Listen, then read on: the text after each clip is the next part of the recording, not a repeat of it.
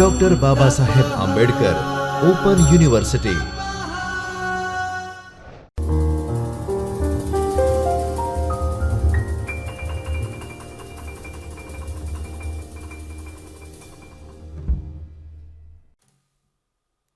A very pleasant good morning who are currently watching to me. I Pragati Kachi and I welcome you all at Chaitanya Studio at Dr. Baba Saheb Ambedkar Open University, Ahmedabad, Gujarat.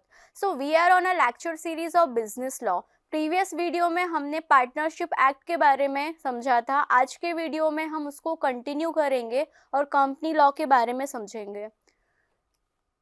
तो basically हमें company law समझने के लिए सबसे पहले ये समझना होगा कि कंपनी क्या होती है। आप सभी लोगों ने कंपनीज के नाम सुने होंगे, like Reliance company, Tata company, XYZ private limited, whatever. तो कंपनी बेसिकली होती क्या है? तो कंपनी को समझने के लिए पहले हमें समझना पड़ेगा कि सोल प्रोप्राइटरशिप क्या होती है, पार्टनरशिप क्या होती है, कंपनी क्या होती है, क्योंकि ये सारे जो बिजनेस स्ट्रक्चर हैं वो सीक्वेंस में चलते हैं। फॉर एग्जाम्पल, आई प्रगति काची and I am having a good business idea. ठीक है, मेरे पास ज़्यादा पैसा नहीं है तो मैं क्या करूँगी, इंडिविजुअली अपना बिजनेस रन करूँगी। तो अगर इंडिविजुअली मैं सारा काम कर रही हूँ, ठीक है, सारा प्रॉफिट मेरा, मैनेजमेंट मेरा, पूरा कैपिटल मेरा, तो ऐसे बिजनेस स्ट्रक्चर को हमने समझा था, उसको बोलते हैं सोल प्रोप्राइटरशिप। लेकिन मेरे पास वर्किंग कैपिटल कम हो गई, मुझे अपना बिजनेस थोड़ा और एक्सपेंड करना था, तो मैंने अपने बिजनेस स्ट्रक्चर में आने के लिए नीलम मैम को एक ऑफर दिया। तो अब हम दो लोग हो गए, हमारा जो प्रॉफिट है वो 50% डिवाइड होगा, जो भी लॉस होगा वो भी 50% डिवाइड होगा। ठीक है, तो ऐसे बिजनेस स्ट्रक्चर को हम क्या बोलते हैं, पार्टनरशिप बोलते हैं। उसके बाद मैंने और नीलम मैम ने डिसाइड किया कि हमें थोड़ी सी और वर्किंग कैपिटल चाहिए। हम चाहते हैं कि हमारा बिजनेस स्ट्रक्चर थोड़ा और ग्रो करे, तो हमने सोचा हम अपने बिजनेस स्ट्रक्चर को as a private limited company registration करवाना चाहते हैं। तो प्राइवेट लिमिटेड रजिस्ट्रेशन कंपनी के लिए हमें कुछ फॉर्मेलिटीज करनी पड़ेंगी, लाइक हमें और पीपल को ऐड करना पड़ेगा, हमारा कैपिटल हमें बढ़ाना पड़ेगा, हमें वॉल्यूंटरी रजिस्ट्रेशन कराना पड़ेगा। पार्टनरशिप में हमने पढ़ा था कि अगर आप डीड साइन नहीं भी करते हो तो भी चलेगा, आप रजिस्ट्रेशन नहीं कराते हो तब भी चलेगा, it's not a legal obligation. लेकिन अगर आप अपने बिजनेस स्ट्रक्चर को as a private limited company या पब्लिक लिमिटेड कंपनी रजिस्ट्रेशन कराना चाहते हो तो आपको क्या करना पड़ेगा, MCA के पोर्टल पर जाना पड़ेगा। अब MCA क्या होता है? MCA का फुल फॉर्म होता है मिनिस्ट्री ऑफ कॉर्पोरेट अफेयर, जो आपको लाइसेंस देती है कि आप क्या हो, प्राइवेट लिमिटेड कंपनी हो। अगर वहाँ से हमारा लाइसेंस नहीं मिला तो हम प्राइवेट लिमिटेड कंपनी नहीं कहलाएंगे। तो कंपनी क्या होती है? कंपनी होती है आर्टिफिशियल जुडिशियल पर्सन। आर्टिफिशियल का मतलब होता है मेन मैड, जिनको बनाया है लोगों ने। जुडिशियल का मतलब होता है लीगल एंटिटी।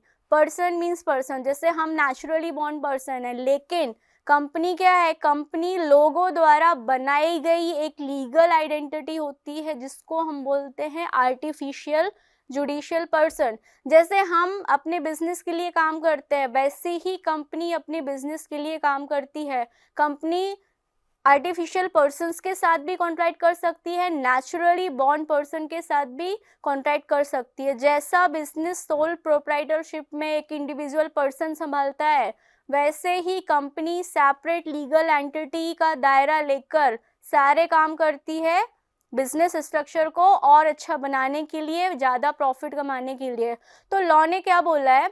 लॉ ने हमें बोला है सेक्शन 220 के अंदर of the companies act 2013, law ने हमें बोला है कि लॉ ने बोला है कि कंपनी की जो डेफिनेशन होगी वो वही होगी जो सेक्शन 220 में लिखी गई है। मतलब कंपनी लॉ ने एक डेफिनेशन बनाई है कंपनी की, that is a company is an artificial person created by law. Company एक आर्टिफिशियल पर्सन होती है जिसको कौन क्रिएट करता है? लॉ क्रिएट करता है। Having a separate legal entity, वो कोई इंसान नहीं है, ना ही कोई बिल्डिंग है, ना ही कोई इनविजिबल आइटम है, वो क्या है? एक सेपरेट लीगल एंटिटी है जो कि परपेचुअल सक्सेशन के साथ बॉर्न होती है विथ अ कॉमन सील। आप सभी लोगों ने देखा होगा किसी भी कंपनी के साथ आप डील करते हो, अब कंपनी के तो हाथ है नहीं, वो साइन कैसे करेगी? तो कंपनी क्या करती है, अपने सील को प्रेजेंट करती है कि I am the artificial judicial person. आपने मेरे साथ जो कॉन्ट्रैक्ट किया है, अगर उसमें कुछ भी मिस रिप्रेजेंटेशन का केस आता है या फिर आप मेरे कंसिडरेशन से सेटिस्फाइड नहीं है, तो आप मुझे स्यू कर सकते हो या फिर मैं आपको स्यू कर सकती हूँ। ठीक है, तो कंपनी साइन नहीं करती, कंपनी अपनी सील का यूज करती है। तो सेक्शन 220 के अकॉर्डिंग कंपनी की डेफिनेशन है, that is a company is an artificial person having a separate legal entity with a perpetual succession with a common seal. I hope आपको कंपनी का मतलब समझ में आया होगा। अब हम बात करेंगे कि कंपनी के फीचर्स क्या होते हैं। ठीक है, अब कंपनी तो हमने रजिस्ट्रेट कर ली, एमसीए के वेबसाइट पर जाकर हमने एक एप्लीकेशन दिया, फॉर एग्जांपल प्रगति काची प्राइवेट लिमिटेड। ठीक है, मैंने जो भी डॉक्यूमेंट्स दिए वो वेरीफाइड हुए और मैं as a private limited registered हो गई। तो मेरे फीचर्स क्या होंगे? The features are separate legal entity. Separate legal entity का मतलब होता है कि कंपनी और कंपनी का ओनर दोनों की अलग अलग आइडेंटिटी है। जैसे मैं प्रगति काची नेचुरली बॉर्न पर्सन हूँ, लेकिन प्रगति काची प्राइवेट लिमिटेड वो मुझसे अलग है, उसकी आइडेंटिटी अलग है। सेकेंड फीचर है हमारा limited liability of members. For example मैंने पार्टनरशिप बिजनेस से थोड़ा सा ग्रो करके अपने आप को as a private limited company में रजिस्टर्ड कराया। ठीक है, हमारे पास 10 मेंबर है। ठीक है, अब जो बंदा जितना पैसा लेकर आएगा उसकी लाइबिलिटी उतनी ही पैसे की होगी जब हमारी कंपनी लॉस में जाएगी या फिर हम कंपनी को क्या करेंगे, वाइंड अप करेंगे। कंपनी जैसा हमने बोला कि लॉ ने बनाया है, इसलिए वो क्या है, आर्टिफिशियल पर्सन है। और कंपनी के जो भी काम होते हैं उसमें कंपनी की सील मैंडेटरी होती है। ठीक है, कंपनी का सेपरेशन ऑफ ओनरशिप होता है मैनेजमेंट से। फॉर एग्जाम्पल मैं कंपनी की ओनर हूँ, ये मेरी कंपनी है, तो कंपनी अलग है, मैं अलग हूँ और मेरे साथ जितने भी मेंबर्स एसोसिएट होंगे वो अलग होंगे। हम तीनों कलेक्टिवली कंपनी नहीं कहलाएंगे, कंपनी अलग से legally created artificial judicial person है। अब कोई भी बिजनेस आइडिया हमारे पास है, ठीक है, तो हम ये सोच के उसको प्राइवेट लिमिटेड कंपनी में रजिस्टर्ड नहीं कराते कि हमको सिर्फ 5 साल या 10 साल बिजनेस करना है। ठीक है, हम हमेशा यही सोचते हैं कि हम रहें या ना रहें, लेकिन जो आर्टिफिशियल लीगल एंटिटी हमने क्रिएट की है लॉ की हेल्प से, वो जिंदा रहनी चाहिए। फॉर एग्जाम्पल रिलायंस कंपनी का नाम आप सभी ने सुना होगा, उसके फाउंडर कौन थे? धीरू भाई अंबानी थे।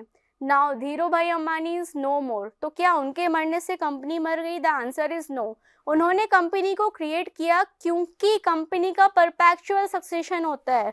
धीरू भाई अंबानी अब इस दुनिया में नहीं है, लेकिन उनके बच्चे हैं, अनिल अंबानी है, मुकेश अंबानी है, तो वही नाम अभी भी चल रहा है। रिलायंस कंपनी का नाम उस समय भी था, रिलायंस कंपनी का नाम आज भी है और रिलायंस कंपनी का नाम हमेशा रहेगा। क्यों? क्योंकि कंपनी का परपेचुअल सक्सेशन होता है।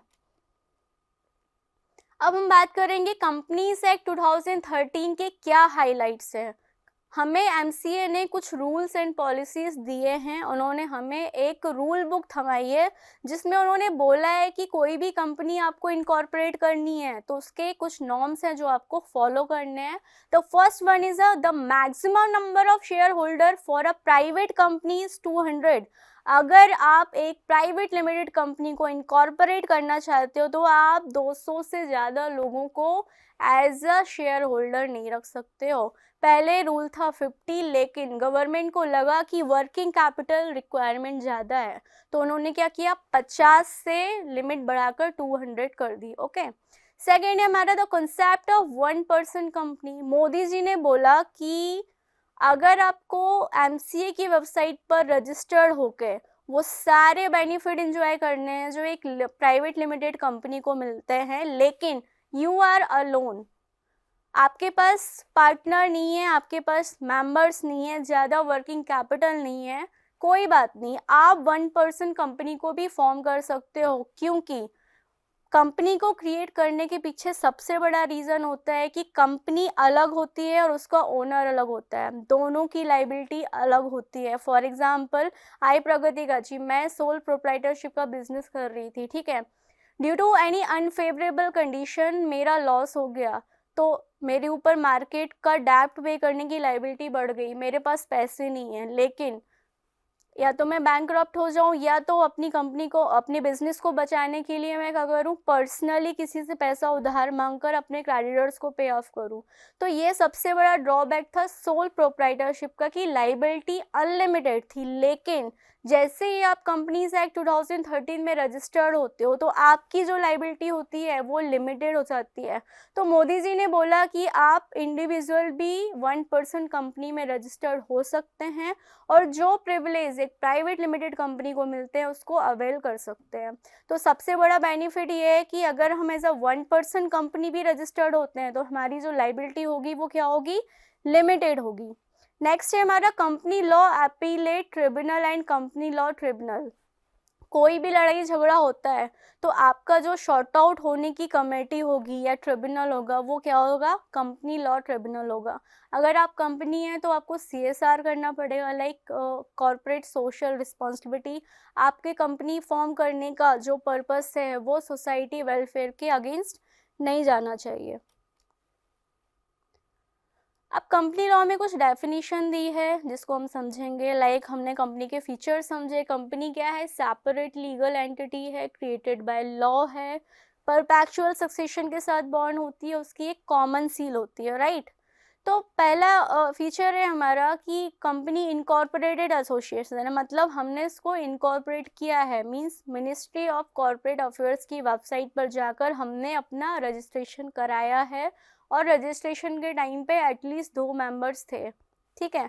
सेपरेट लीगल एंटिटी है, मींस कंपनी अपने शेयर होल्डर से अलग होती है, शेयर होल्डर्स कंपनी के ओनर होते हैं, लेकिन सबकी जो आइडेंटिटी होती है, लीगल आइडेंटिटी, वो सेपरेट होती है, ओके। अब हम बात करेंगे कि कंपनी आर्टिफिशियल पर्सन कैसे होती है। जैसा कि हमने बताया कि कंपनी कोई बिल्डिंग नहीं है, कंपनी कोई इंसान नहीं है, उसकी डिफाइंड बॉडी या सोल नहीं है। इसको किसने बनाया है, लॉ ने बनाया है, और इसको चलाने वाले नॉर्मल नेचुरली बॉर्न पर्सन होते हैं जिनको हम बोलते हैं फाउंडर, ओनर, मेंबर्स या बोर्ड ऑफ डायरेक्टर्स। कंपनी की लिमिटेड लाइबिलिटी होती है, क्यों, क्योंकि कंपनी ऑलरेडी लीगल एंटिटी है, तो कंपनी के ऊपर उतना ही बर्डन आएगा जितना उसकी रजिस्टर्ड कैपिटल में लिखा हुआ है, उसके मेमोरेंडम ऑफ एसोसिएशन में लिखा हुआ है। कंपनी सेपरेट प्रॉपर्टी होती है, कंपनी का खुद का बुक्स ऑफ अकाउंट्स होता है, कंपनी में जो शेयर होल्डर्स होते हैं या बोर्ड ऑफ मेंबर्स होते हैं जितना भी कैपिटल लगाते हैं, ठीक है, उतना अमाउंट ऑफ कैपिटल कंपनी उसको वाइंड अप के समय पर वापस करती है। तो कंपनी और उसका ओनर दोनों अलग अलग होते हैं। ओनर ये नहीं बोल सकता है कि ये सब मेरी प्रॉपर्टी है। नेक्स्ट फीचर है हमारा कॉमन सील। जैसा कि हम जानते हैं कि कंपनी के कोई हाथ नहीं है, अगर उसे किसी के साथ डील साइन करना है तो वो क्या करेगी, अपने सील को प्रेजेंट करेगी। तो कंपनी की एक कॉमन सील होती है। कंपनी का परपेचुअल सक्सेशन होता है, अभी हमने एग्जाम्पल से समझा, धीरू भाई Ambani is a founder of Reliance private limited company. आज वो नहीं है, लेकिन आज भी उनकी कंपनी क्या है, मार्केट में सर्वाइव कर रही है। नेक्स्ट फीचर है हमारा ट्रांसफरेबिलिटी ऑफ शेयर्स। हम अपनी शेयर कैपिटल को मार्केट में लाकर बहुत सारे लोगों से पैसा ले सकते हैं और उनके बदले उनको क्या इशू कर सकते हैं, शेयर्स इशू कर सकते हैं। कंपनी के साथ अगर कोई भी धोखाधड़ी का केस हुआ है तो कंपनी किसी के भी ऊपर केस कर सकती है या फिर कोई भी पर्सन कंपनी के ऊपर केस कर सकता है। नेक्स्ट स्लाइड की तरफ चलेंगे जिसमें है टाइप्स ऑफ कंपनीज, ओके। अब हमने कंपनी की बात कर ली। कंपनी का ओरिजिनेशन कैसे हुआ है, कंपनी का ओरिजिनेशन हुआ है सोल प्रोप्राइटरशिप से। उसमें कुछ कमी थी तो लोगों ने अपना बिजनेस स्ट्रक्चर चेंज किया, फिर वो गए पार्टनरशिप की तरफ। पार्टनरशिप से भी ज़्यादा उनको क्या चाहिए था, प्रॉफिट चाहिए था, गुडविल चाहिए थी, मार्केट एक्सपेंशन चाहिए था। तो उन्हीं लोगों ने अपने बिजनेस स्ट्रक्चर को चेंज किया कंपनीज एक्ट में रजिस्ट्रेशन करा के। तो अब कंपनीज के कितने टाइप होते हैं हम वो जानेंगे टाइप्स ऑफ कंपनीज के अंदर। On the basis of incorporation, incorporation का मतलब होता है कि हमने अपनी कंपनी का रजिस्ट्रेशन कराया। तो on the basis of incorporation chartered companies होती हैं जो चार्टेड एक्ट के थ्रू फॉर्म होती है, उसके लिए एक स्पेशल एक्ट होता है जो both the houses of parliament में पारित होता है, उसके बाद उसको एक्सेप्ट किया जाता है। उस एक्ट स्पेशल रिजोल्यूशन के अंतर्गत उस कंपनी का इनकॉर्पोरेशन होता है। स्टैट्यूटरी कंपनीज होती हैं और बाय रजिस्ट्रेशन कंपनीज होती हैं। On the basis of ownership अगर हम बात करें तो गवर्नमेंट कंपनीज होती हैं। फॉर एग्जांपल सेल आपने सुना होगा, steel authority of India, oil and natural gas ONGC का नाम सुना होगा आपने, रेलवे गवर्नमेंट कंपनी है, लेकिन धीरे धीरे क्या हो रहा है, उसका प्राइवेटाइजेशन हो रहा है। सब्सिडरी कंपनीज होती है। Subsidiary companies for example main company है रिलायंस, राइट, लेकिन रिलायंस फ्रेश नाम से भी कंपनी है, रिलायंस जियो मार्ट के नाम से भी कंपनी है, रिलायंस ट्रेंड के नाम से भी कंपनी है। तो ये सब क्या है, मेन कंपनी रिलायंस की सब्सिडरीज कंपनीज हैं। फिर बात करेंगे हम नेशनैलिटी की। अगर कोई कंपनी इंडियन टेरिटरी के अंदर रहकर अपने आप को इनकॉर्पोरेट करती है तो उसको क्या बोलेंगे, हम नेशनल कंपनी बोलेंगे। अगर कंपनी फॉरेन लैंड में बॉर्न होती है तो उसको क्या बोलते हैं, हम उसको बोलते हैं foreign companies. On the basis of transferability of shares there is two type of company, first one is a private, second one is a public. 1% company का करता धरता एक ही इंसान होता है, like a sole proprietorship. Next है limited by shares, तो उसमें कंपनी के टाइप से limited by share companies, limited by guarantee companies and unlimited companies, जिसको हम क्या बोलते हैं, पीसीयूज बोलते हैं। अब बात करेंगे कि कंपनी को अगर हमें फॉर्म करना है तो किन किन प्रोसेस को हमें करना पड़ेगा या किस प्रोसीजर से हमें गुजरना पड़ेगा। तो कंपनी फॉर्म करने के लिए सबसे पहले हमको चाहिए 3 स्टेजेस होती हैं, ठीक है। अब आइडिया है, सब कुछ है, लेकिन उसको एक बिजनेस स्ट्रक्चर में कैसे कन्वर्ट किया जाए। तो फर्स्ट स्टेज होती है हमारी प्रमोशनल स्टेज, सेकेंड होती है रजिस्ट्रेशन, थर्ड होती है फ्लोटेशन। तो फर्स्ट स्टेप है हमारी प्रमोशनल स्टेज, जिसमें जो कंपनी है has been named as a in a prospectus or is defined by the company in the annual return referred as section 92। सबसे पहली स्टेप होती है कि आपने कंपनी का अच्छा सा नाम सोचा, ठीक है, आपने उसका कॉपीराइट लिया, पेटेंट लिया, उस वेबसाइट के लिए आपने डोमेन लिया, फिर आप जाते हो आरओसी के पास। ROC means registrar of company. तो आप सारी चीज़ें डिस्कस करते हो, फिर वो बंदा आपको सजेस्ट करता है कि आपको रजिस्ट्रेशन कराना पड़ेगा। तो ये सारी जो प्रोसेस है उसको परफॉर्म करने के लिए हमें सारे डॉक्यूमेंट डिस्क्लोज करने पड़ते हैं आरओसी के सामने। हमको बोलना पड़ता है कि ये फाउंडर है, ये बंदा प्रमोटर है, ये बोर्ड ऑफ डायरेक्टर है, या फिर ये हमारा बोर्ड ऑफ मेंबर रहेगा। तो सबके लीगल डॉक्यूमेंट्स को क्रॉस वेरीफाई करने के बाद आरओसी आपको हरी झंडी दिखाएगी कि हाँ अब आप रजिस्टर्ड हो सकते हो। तो ये जो स्टेज होती है उसको हम बोलते हैं प्रमोशनल स्टेज। फर्निशिंग डॉक्यूमेंट कि हमें कंपनी को बॉन्ड करना है तो सबसे पहले तो रजिस्ट्रेशन कराना पड़ेगा, किसको क्या डेजिग्नेशन देनी है वो भी हमें डिसाइड करना पड़ेगा। ये सारी बातें ओरली नहीं होती, सारी चीज़ें रिटर्न डॉक्यूमेंट में होती है, जिसको हम बोलते हैं मेमोरेंडम ऑफ एसोसिएशन। कंपनी का नाम, एड्रेस, कंपनी क्या करती है, कितने लोग हैं, किसको क्या डेजिग्नेशन दी है, ये सारी चीज़ें हमको क्या करना पड़ेगा, डिक्लेयर करना पड़ेगा।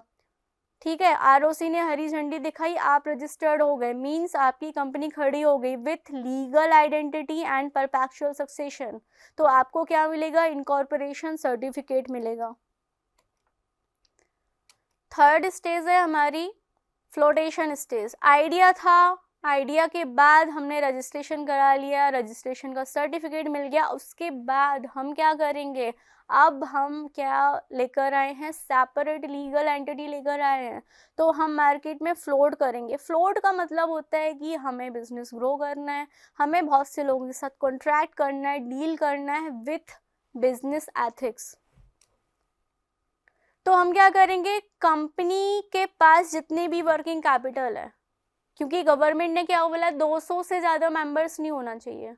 अब सब लोग थोड़ा थोड़ा पैसा लेकर आए, हमारी कंपनी बहुत अच्छी चल रही थी, लेकिन मेरे माइंड में एक आइडिया आया कि अभी तो सिर्फ मैंने 200 लोगों से पैसा लिया है, अगर मुझे मार्केट से पैसा उठाना है तो मैं क्या करूँगी। इसको बोलते हैं रेजिंग ऑफ कैपिटल, मतलब मुझे और कैपिटल चाहिए। जितना ज़्यादा पैसा कंपनी के पास होगा उतना ज़्यादा काम हम कर पाएंगे। तो मैं क्या करती हूँ, इनिशियल पब्लिक ऑफर लेकर आती हूँ। इनिशियल पब्लिक ऑफर को शॉर्ट में बोलते हैं आईपीओ। आप सभी लोगों ने आईपीओ का नाम तो सुना ही होगा। अभी पेटीएम का आईपीओ आया था जो कि लॉस में गया है, तो सभी लोगों को पता चल गया कि किस कंपनी में हमें पैसा लगाना चाहिए कि नहीं। पहले हमें क्या करना है, उनके बुक्स ऑफ अकाउंट्स का इंस्पेक्शन करना है। तो कंपनी जब फ्लोटेशन स्टेज में होती है तो वो क्या करती है, अपना कैपिटल बढ़ाती है, जिसको क्या बोलते हैं हम, रेजिंग ऑफ फंड बोलते हैं। दूसरा होता है कमेंसमेंट ऑफ सर्टिफिकेट। जितनी भी डील साइन करोगे, आप कोई भी न्यू चीज़ लेकर आओगे तो आपको क्या करना पड़ेगा, कमेंसमेंट सर्टिफिकेट लेना पड़ेगा। तो आईपीओ में रजिस्टर्ड होने के बाद कंपनी का क्या होता है। फॉर एग्जांपल मैं पेटीएम की ओनर हूँ, मुझे पब्लिक से पैसा चाहिए था तो मैं आईपीओ लेकर आई। सबको 4-4, 5-5 शेयर, जितना भी मैंने स्प्लिटिंग डिसाइड किया था उसके हिसाब से मैंने क्या किया, शेयर सर्टिफिकेट इशूज़ किए, उसके बदले मैंने पैसा लिया। उसके बाद में क्या हो जाती हूँ, स्टॉक मार्केट में लिस्ट हो जाती हूँ। और कोई भी कंपनी जब स्टॉक मार्केट पर लिस्ट हो जाती है तो वो पब्लिकली अपने शेयर्स इशू करके मार्केट से पैसा उठा सकती है। So that is the advantages of keeping your company in a IPO market and registering yourself on a secondary market, जिसको क्या बोलते हैं, हम स्टॉक मार्केट बोलते हैं। अब कंपनी एक्ट 2013 के अंदर कुछ डेफिनेशन दी गई हैं। फॉर एग्जांपल हमने एक कंपनी फॉर्म की जिसका नाम है प्रगति काची प्राइवेट लिमिटेड। तो कंपनी का नाम क्या है, प्रगति काची प्राइवेट लिमिटेड, मतलब इसमें 200 से ज़्यादा मेंबर्स नहीं होंगे। तो ये अगर कोई भी थर्ड पर्सन हमारे पास आता है कि ये जो प्रगति काची प्राइवेट लिमिटेड कंपनी है वो क्या है, वो क्या करती है, कब इनकॉर्पोरेट हुई है, कितने लोग हैं उसके अंदर, कौन कितना पैसा लेकर आया, क्या गोल है, विजन है, मिशन है, क्या है ये कंपनी कहाँ से आई है, कंपनी कहाँ को जाएगी, ये सारी चीज़ें अगर किसी पर्टिकुलर पार्टी को हमें इंफॉर्मेशन के तौर पर देनी है तो हमारे पास क्या होना चाहिए, हमारे पास एक रिटर्न डॉक्यूमेंट होना चाहिए जिसको हम बोलते हैं मेमोरेंडम ऑफ एसोसिएशन।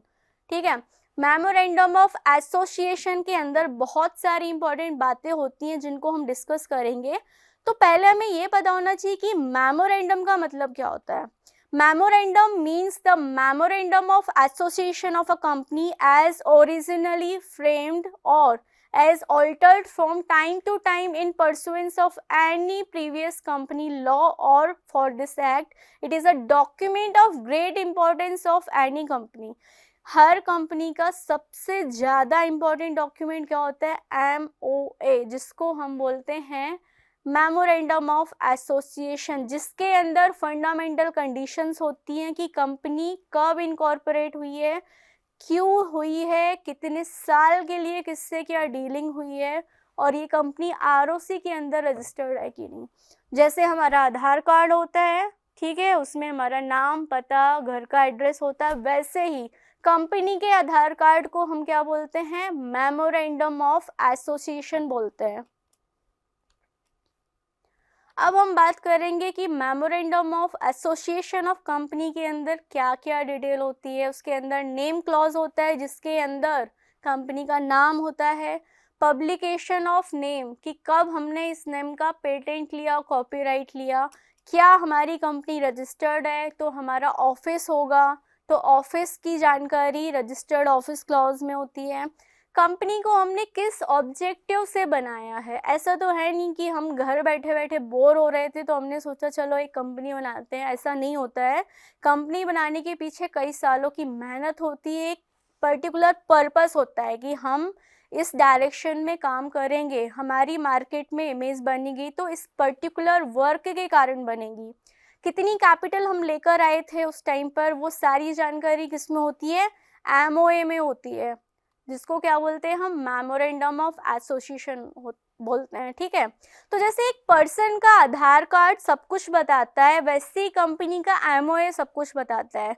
तो क्या सिर्फ आधार कार्ड को देखने के बाद सामने वाली पार्टी हमारे बारे में ये पता लगा सकती है कि हमारे अंदर कौन कौन सी स्किल्स हैं या हम क्या हैं? The answer is no.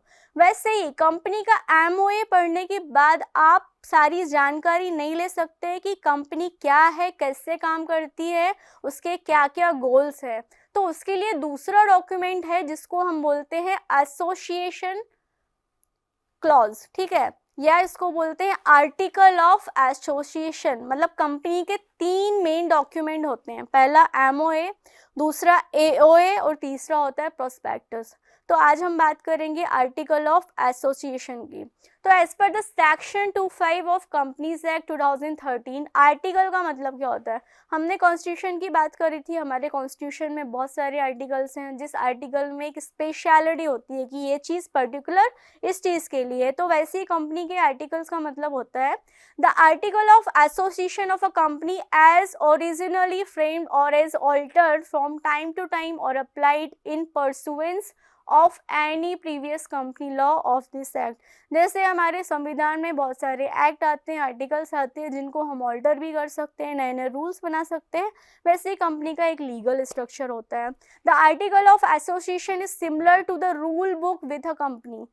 Guidelines and rule book को हम क्या बोलते हैं? आर्टिकल ऑफ एसोसिएशन बोलते हैं, जिसमें हर एक चीज़ लिखी हुई होती है कि ये हमारे नॉर्म्स हैं, हमारी पॉलिसीज़ हैं, अगर ये वायलेटेड होती हैं तो उसके लिए क्या प्रोविजंस है, XYZ। This document contains internal details governing aspect of the companies organisation. These includes कितने शेयर्स थे जिसमें से हमको पेड अप कैपिटल मिली है, कितने शेयर्स को हमने फॉरफिट किया है पब्लिकली, कितने शेयर्स से हमको एप्लीकेशंस आए हैं, कितने शेयर्स में हमको एप्लीकेशन के साथ प्रीमियम आया हुआ है। तो कंपनी का ओवरऑल लीगल स्ट्रक्चर, जितनी भी डीलिंग्स होती हैं, वो सारी जानकारी किस में होती है? आर्टिकल ऑफ एसोसिएशन में होती है। Every company formed in India under companies act is required to have a article without which a company can not legally formed. अगर आपने कोई भी कंपनी का इनकॉर्पोरेशन किया है और आपके पास उस कंपनी का आर्टिकल ऑफ एसोसिएशन नहीं है, तो आपकी कंपनी लीगली एग्जिस्टेड नहीं कहलाएगी, आप फेक कंपनी कहलाओगे। अब हम बात करेंगे कि आर्टिकल ऑफ एसोसिएशन में कौन कौन सी जानकारी हमें मिलती है। तो सबसे पहले जो जानकारी मिलती है, that's a most important information, जिसको हम बोलते हैं शेयर कैपिटल। शेयर नाम आप सभी ने सुना होगा। तो शेयर कैपिटल का मतलब क्या होता है? For example XYZ private limited company है, जिसको 5 लोगों ने मिलकर इनकॉर्पोरेट किया, सब लोग 1-1 लाख रुपए लेकर आए, तो टोटल कंपनी के पास इनिशियली कितना कैपिटल आया? 5 लाख। तो इसको क्या बोलेंगे हम? शेयर कैपिटल बोलेंगे, right. Lean of shares, call on shares. अब कंपनी को और पैसा चाहिए था, तो कंपनी क्या लेकर आई? IPO लेकर आई, ठीक है। IPO के थ्रू जो पैसा आया, ठीक है, वो भी कंपनी का क्या कहलाएगा? शेयर कैपिटल कहलाएगा। कितने शेयर्स कितने पर्सन्स को दिए, कितनों पर प्रीमियम आया, कितनों पर कॉल किया कंपनी ने कि आपने 1000 एप्लीकेशंस दिए थे फॉर 1000 शेयर्स, उसमें से सिर्फ 300 शेयर का पेमेंट आया है, 700 का नहीं आया है। तो ये सारी जानकारी भी किस में होगी? आपके आर्टिकल ऑफ एसोसिएशन में होगी। कितने शेयर्स, फॉरफीचर का मतलब होता है कि जितना पैसा आया कंपनी को, ठीक है, फर्दर मनी के लिए कंपनी ने कॉल किया, लेकिन जो शेयर होल्डर था उसने पेमेंट करने से मना कर दिया, तो कंपनी क्या करती है? फॉर एग्जांपल 10 रुपये का एक शेयर था, 3 रुपये फर्स्ट कॉल में आ गए, तो 7 रुपये अभी शेयर होल्डर से लेना बाकी है। तो कंपनी क्या करती है? अगर पेमेंट नहीं मिलती है, तो जो पेमेंट आ चुकी है, दैट इज ₹3, उसको क्या करती है? फॉरफीट कर लेती है, मतलब छीन लेती है, ठीक है। तो उस टर्म को हम बोलते हैं forfeiture of share. Surrender of shares, conversation in share in stock, share warrant, alteration of capital, general meeting and proceeding, dividend and reserves, account and audits, borrowing powers winding up. मतलब जितने भी legal action company अपने incorporation के दायरे में रहकर करती है, वो सारी जानकारी हमें किस में मिलती है? आर्टिकल ऑफ एसोसिएशन में मिलती है।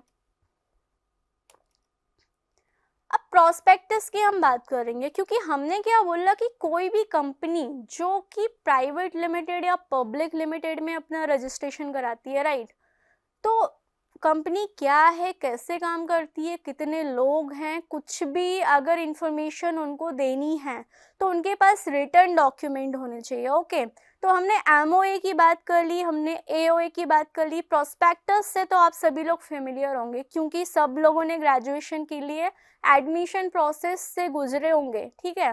तो आप किसी भी कॉलेज में जाते हो तो सबसे पहले आप क्या मांगते हो, ब्रोशर दे दो, पैम्पलेट दे दो। तो वैसे ही कंपनी की जो बेसिक इन्फॉर्मेशन जिस डॉक्यूमेंट में लिखी हुई होती है उसको क्या बोलते हैं हम, उसको हम बोलते हैं प्रोस्पेक्टस। तो कंपनीज एक्ट 2013 के अंदर हमें कंपनी लॉ ने एक डेफिनेशन दी है, that is prospectus can be defined as any document which is described or issued as a prospectus. This also includes any notice, circular, advertisement or any other document acting as an invitation to offer from the public. Means अगर college वालों को आपको admission देना है तो वो courses के बारे में लिखते हैं, फीस के बारे में लिखते हैं और आपको क्या करते हैं, आइए हमारे कॉलेज में एडमिशन लीजिए। वैसे ही कंपनी का जो प्रोस्पेक्टस होता है उसमें सारी जानकारी होती है और ये क्या होती है, ऑफर फ्रॉम द पब्लिक को इनविटेशन देने के लिए होती है। In order for a document to be considered as a prospectus, it should act as an invitation for the public to purchase of stocks, shares, debentures or any other instrument. तो ये सारी information क्यों दी जाती है, ताकि public हम में interest ले और हमारे शेयर्स को खरीदे या फिर हम उनसे क्या करें, डिबेंचर खरीदें। Okay, also the prospectus should be issued by the company और an institution on behalf of the company and made solely from the public. Company का प्रोस्पेक्टस ही उसका आइडेंटिटी कार्ड होता है। ओके, अब हम बात करेंगे कि प्रोस्पेक्टस में क्या क्या होता है। तो कंपनी का पूरा हिस्ट्री, ओवरव्यू एंड बैकग्राउंड होता है कि कंपनी कैसे स्टार्ट हुई, कंपनी को किसने स्टार्ट किया और कंपनी क्या काम करती है। Second thing is a management team, कितने लोग हैं, किसको क्या काम दिया गया है, कौन फाइनेंशियल मैनेजर है, कौन प्रोडक्शन मैनेजर है, कौन क्या काम करता है, मैनेजमेंट डिपार्टमेंट कितने हैं, किस मैनेजमेंट के अंदर हमने किस पर्सन को एचओडी बनाकर रखा है, ये सारी जानकारी हमें मिलती है मैनेजमेंट टीम के अंदर। थर्ड है हमारे सिक्योरिटीज ऑफर, हम क्या क्या ऑफर करते हैं, किसके बदले में हम कितना पैसा डिमांड करेंगे, हमारे प्रोटोकॉल्स क्या हैं, हम कैसे काम करते हैं, हमारा डिसीजन मेकिंग अथॉरिटी कौन है। ऑफ कोर्स सीईओ या सीएमओ जो होते हैं, जो टॉप लेवल मैनेजमेंट में काम करते हैं, उन पर्सन्स को क्या होता है, डिसीजन लेने की अथॉरिटी होती है।